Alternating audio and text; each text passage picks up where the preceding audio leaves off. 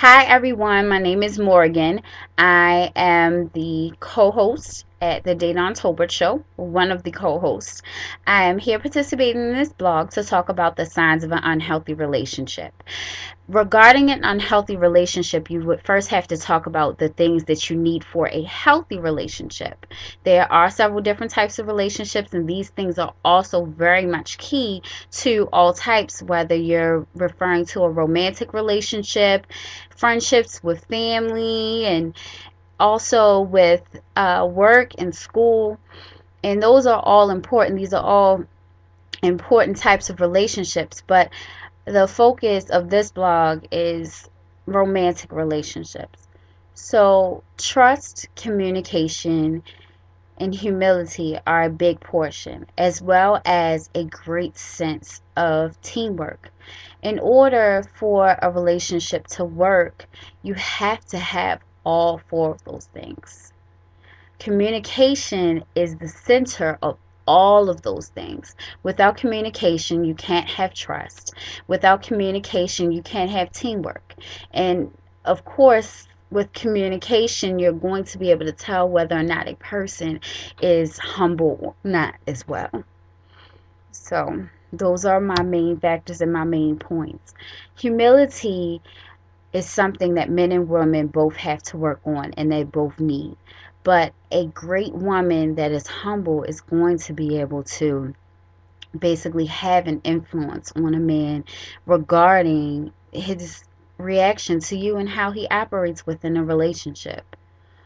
And it's the same recourse, it's the same idea with a man as well as a woman. However, if you do not talk to each other about what's going on, what's your thoughts in your mind, you're going to have a problem having a healthy relationship. So, for a healthy relationship to occur, the first thing I mentioned was trust. I have to trust you.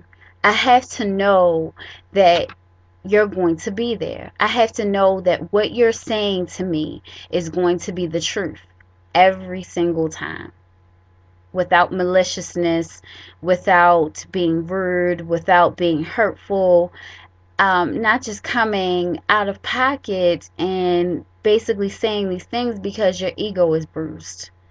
And that can come from both directions. It can come from men or it can come from women. A lot of times we don't realize these things. A lot of times we do things and we make decisions because we are grown and we're not acting like adults. Adults do not operate or do things simply because that's what I do. I can do it because I'm grown. That's always an excuse. And it's completely ridiculous.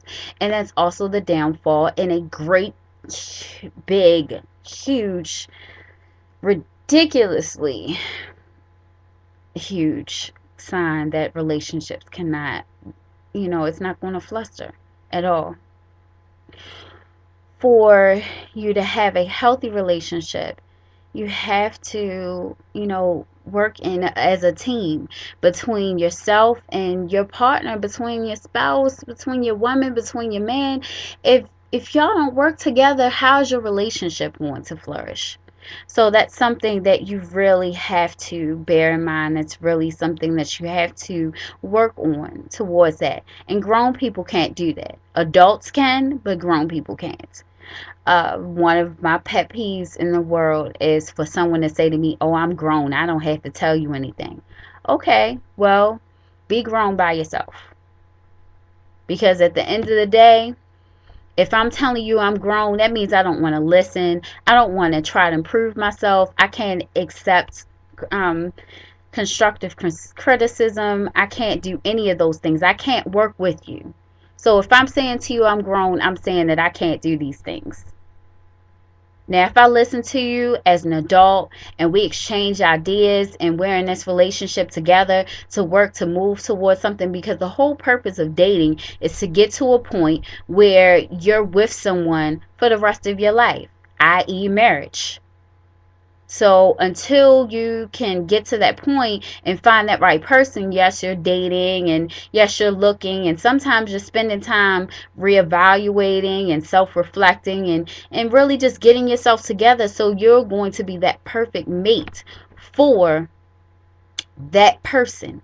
Not that perfect mate for everyone, but that perfect mate for that person, which means that you're going to be able to give them what they need.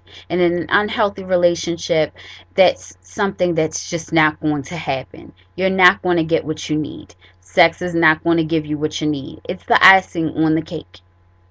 The communication, the trust, the enjoyment, the friendship is something that's key in a relationship. If you don't have a friendship, if I can't hang out with you, if we can't bowl together and laugh and joke, and it's got to be all this romantic, lovey-dovey extra stuff, or we can't crack on each other, or we can't watch football together, or basketball, or baseball, or a presidential debate, or something else on CNN or anything like that, any type of television show, and just enjoy each other's company without heading to the bedroom, it's that's a sign of an unhealthy relationship. It's the icing on the cake. It's what makes it great. Plain and simple. It's what that extra umph that says that I love you. But that's not the main factor. A lot of people put emphasis on the fact that that's a main factor. That's unhealthy. If all we do is have sex and or in conjunction with arguing, because most unhealthy relationships, the man and the woman are arguing constantly, and in order to make up or just stop it, they just have sex, and at the end of the day they roll over and go to sleep, and then the next day it all starts over again, and it's an unhealthy cycle. So uh, and it's a lack of communication. If we gotta argue, we can't have a debate, we can't have a discussion calmly. It is what it is. If I say something and you don't like it, that's fine. Or if you feel like I'm repeating what you're saying or anything like that, say it to me, but don't yell at me. Don't sit up there and do all those types of things that are really just harmful or detriment, not only to that person, but they're also harmful to yourself as well, because at the end of the day that person reacts to that. A lot of times an unhealthy relationship, a lot of people go to bed angry. There are a lot of people with anger issues that haven't dealt with them, some of them dealing with issues from childhood, and also just and also leading into teenage years and adulthood, and they carry it on very further. They take their frustrations out the wrong way. That happens a lot in physical abusive relationships, whether it's a man or a woman that's the victim. In most cases, it's a woman, but there are male victims as well that suffer some type of abuse, whether it's mental, and your woman is saying to you, oh, you're stupid, or I'm not ready for this right now, or she's letting you put a ring on her finger, but you got to ask, I'm ready to marry you, and she won't set a date. The same way if a man does that to you, ladies, is the same way if a woman does that to you, gentlemen. That's not the person you're supposed to be with, and you need to let them go. You can really only concentrate on one person at a time. And this is for fellas and this is for ladies. I don't have time to try to please two people. Forget sex. Mentally, the interaction, the time it takes to really get to know a person. I really do not have time to actually please more than one person at a time. I don't. I'm not going to. And folks need to stop being grown and be adults and stop it. Because at the end of the day, if your goal is to be with one person, what is it going to hurt for you to actually just deal with one person? That's also some of the things that build and lead and start the habits of cheating.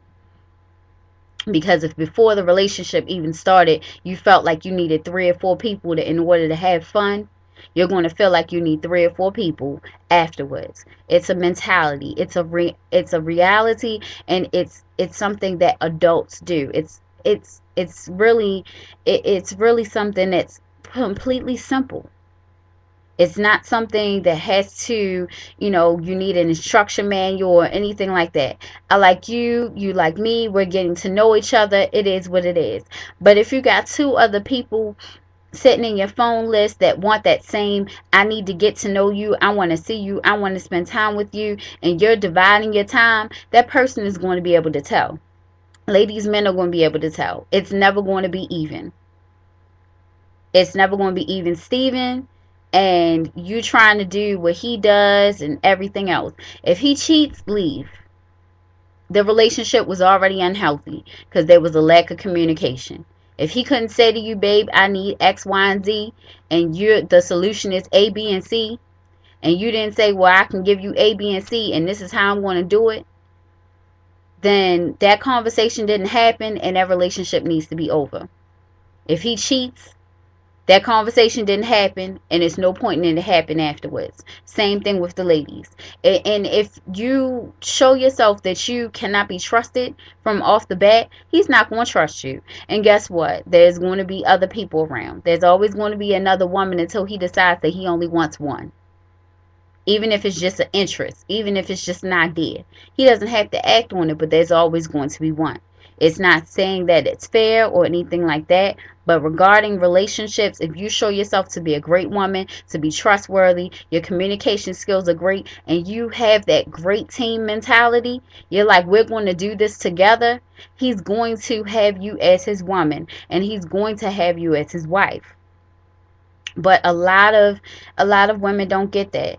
At some points, in some cases, it wasn't as if I didn't completely get that, but I also did some things that I'm not proud of regarding communication, holding things in, not saying anything, letting things go too far, allowing certain things to be said to me, and they're not good. They're not good for your self-esteem. The morale of the relationship is something that is important. If you don't have trust, if you don't have communication, if you can't have that humble spirit, and you're definitely not working as a team, the morale is going to go down. And plain and simple, everybody is going to be grown and do what they want to do. So at the end of the day, if you want to help a relationship, you're basically going to have all of those things that I mentioned. You're not going to go back and forth. It's not going to be a whole bunch of arguments. Yes, you're going to have some arguments, but it's how you end them and how you end the day. So for everyone, I hope that my thoughts on an unhealthy relationship were helpful, and that it can help you give an idea of how things work. A lot of times, some people just don't want to listen, but if you put it out there, they've heard it, it's there, and then you've done your best. And if they don't accept it, and they're not accepting you for it, and they're not respecting it, then that's just unhealthy. Peace.